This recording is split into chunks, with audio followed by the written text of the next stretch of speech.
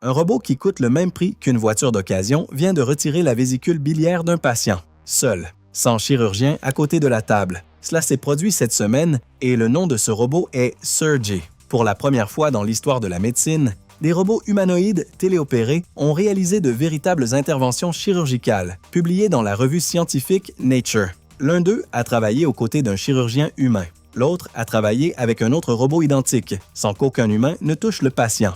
Dans les prochaines minutes, vous allez comprendre comment cela a été possible, ce que ce robot est vraiment capable de faire et pourquoi cela pourrait changer qui a accès à une chirurgie de qualité. Vous voulez tout comprendre? Alors regardez la vidéo jusqu'au bout. Je vous explique tout. Avant cela, abonnez-vous à la chaîne pour rester informé des dernières nouveautés de la robotique.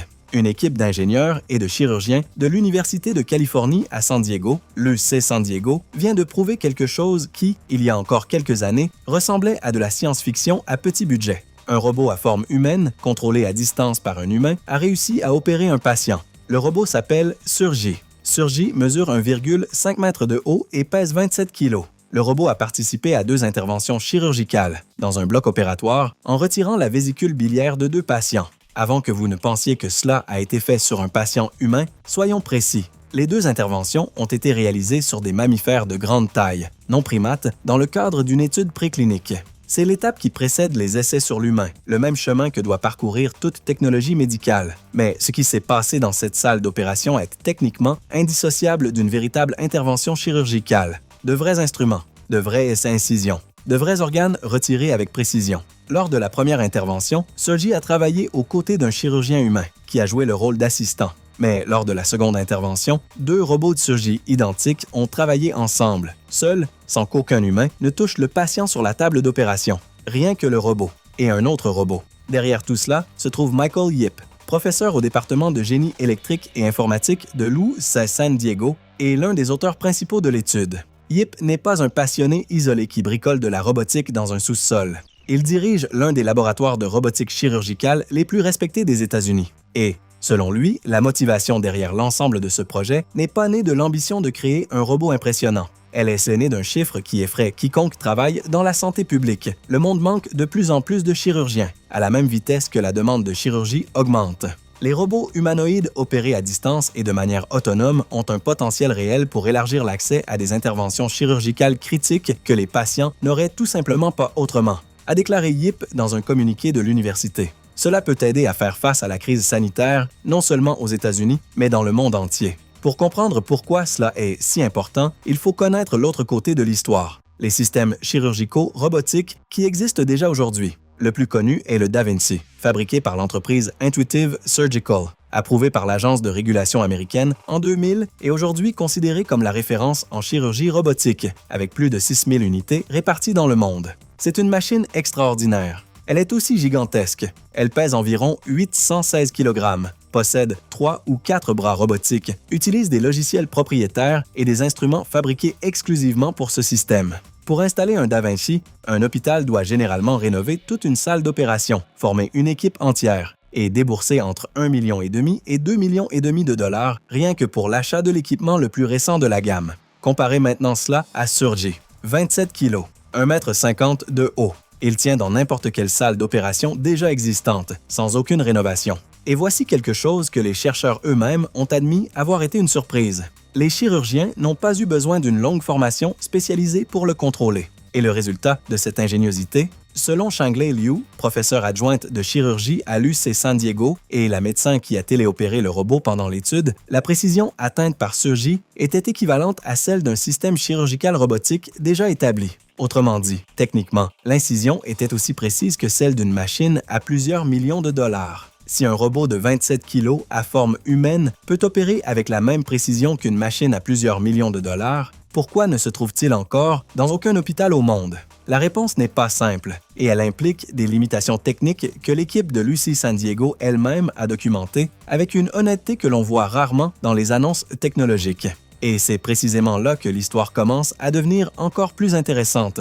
Car comprendre comment Surgy fonctionne réellement à l'intérieur est le seul moyen de comprendre pourquoi il pourrait, ou non, se trouver dans votre ville dans quelques années. Commençons par les bases. Comment exactement un humain contrôle-t-il un robot à distance pour effectuer une incision chirurgicale de précision millimétrique?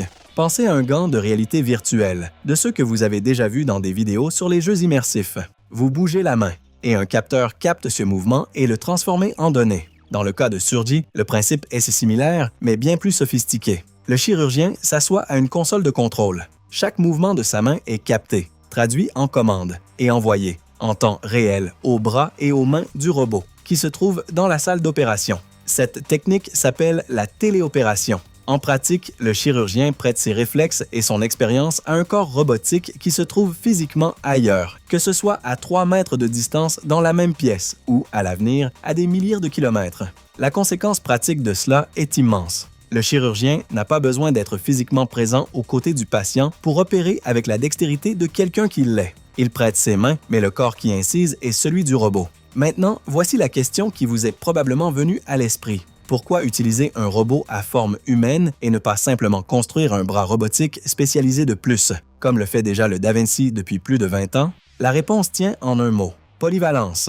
Pensez à une perceuse électrique avec un seul forêt fixe, conçue pour une vis spécifique, face à un couteau suisse qui contient une douzaine d'outils différents rangés dans un seul et même corps. Un système comme le DaVinci est la perceuse à forêt fixe, extraordinaire dans ce qu'il fait, mais incapable de faire quoi que ce soit d'autre. Un robot humanoïde, en revanche, avec des jambes qui marchent, des bras qui atteignent les étagères et des mains qui saisissent des objets variés, est le couteau suisse. Il peut opérer aujourd'hui, aller chercher un instrument demain et aider à nettoyer la salle après-demain. La conséquence pratique est qu'un seul robot peut, en théorie, remplacer plusieurs fonctions qui exigent aujourd'hui plusieurs machines différentes, chacune coûtant une fortune. Sauf qu'un problème d'ingénierie, loin d'être évident, se cachait derrière cette idée. Surgi, comme la plupart des robots humanoïdes génériques présents aujourd'hui sur le marché, n'a pas été conçu à l'origine pour tenir des bistouris, des ciseaux laparoscopiques ou des pinces chirurgicales. Ces mains ont été conçues pour des tâches générales, comme ouvrir une porte ou saisir une boîte, et non pour s'ajuster avec une précision millimétrique à un instrument médical spécialisé. C'est là que les ingénieurs de l'UC San Diego ont dû créer une solution sur mesure. Pensez à un adaptateur universel de prise, de ceux que vous emportez dans votre valise lorsque vous voyagez dans un autre pays. Il ne change pas la forme de votre prise, mais crée un pont entre deux systèmes qui, seuls, ne s'emboîteraient pas. C'est exactement ce que l'équipe a construit, des pièces physiques fabriquées sur mesure, qui permettent aux mains génériques de Surgi de saisir avec fermeté et précision les mêmes instruments laparoscopiques standards que n'importe quel hôpital du monde possède déjà en stock. La conséquence pratique de ce choix est énorme. Un hôpital n'a pas besoin d'acheter un ensemble d'outils exclusifs et extrêmement coûteux, comme c'est le cas avec les systèmes propriétaires. Il peut utiliser ce qu'il possède déjà. Et cela nous amène à ce qui a vraiment changé par rapport à ce qui existait avant. Les systèmes chirurgicaux robotiques traditionnels, en plus d'être coûteux et lourds, exigent également des années de formation spécialisée sur une console spécifique, conçue sur mesure pour ce système et aucun autre.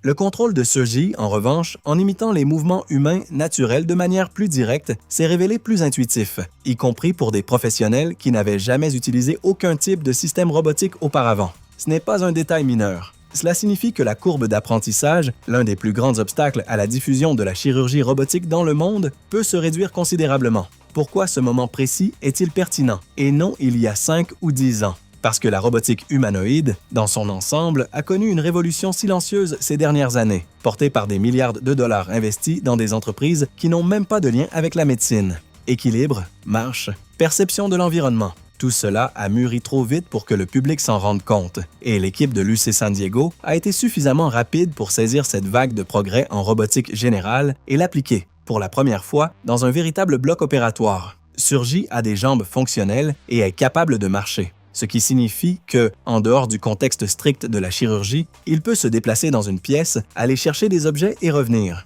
Les chercheurs ont justement souligné cette capacité comme un élément différenciant. Puisqu'il peut marcher et effectuer la plupart des tâches physiques qu'un humain accomplit, les scientifiques imaginent déjà Surgi allant chercher des instruments pour les chirurgiens et nettoyant la salle d'opération après une intervention, des tâches qui consomment aujourd'hui un temps précieux à l'équipe médicale. Concernant la force et la manipulation, c'est le point le plus impressionnant et, en même temps, le plus délicat. Les mains de Surgi, équipées des adaptateurs conçus par l'équipe, ont démontré une précision suffisante pour réaliser une dissection tissulaire, un clampage de vaisseaux sanguins et le retrait complet d'un organe du lit hépatique, le tout en utilisant les mêmes instruments laparoscopiques standards qu'un chirurgien humain utiliserait avec ses propres mains. Pensez à la différence entre tenir un crayon avec d'épais gants d'hiver et tenir le même crayon avec un gant chirurgical fin.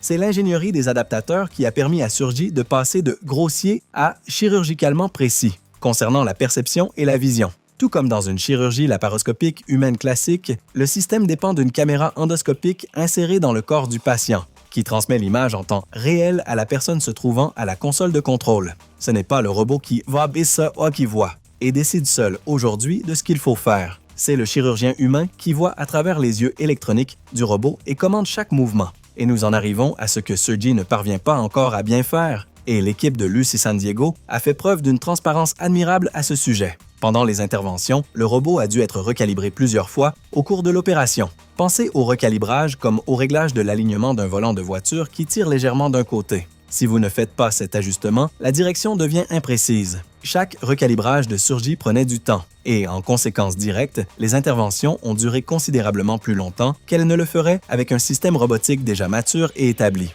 Un autre obstacle technique est la latence, l'intervalle de temps entre le moment où le chirurgien bouge la main sur la console et le moment où le robot exécute réellement ce mouvement. Imaginez essayer de couper une feuillet de papier avec des ciseaux tout en observant le mouvement de votre propre main sur une diffusion vidéo avec un léger décalage. Léger, mais suffisant pour nuire à la précision. C'est exactement la difficulté que l'équipe essaie de résoudre en pensant surtout à l'objectif final d'opérations à distance, entre villes ou même entre pays. Ce que cette étude prouve, de manière définitive, c'est que la barrière entre robot générique du commerce et instrument chirurgical de précision était bien plus fine que quiconque ne l'imaginait la semaine dernière. Nous ne parlons plus de si un robot humanoïde relativement accessible opérera un jour des personnes.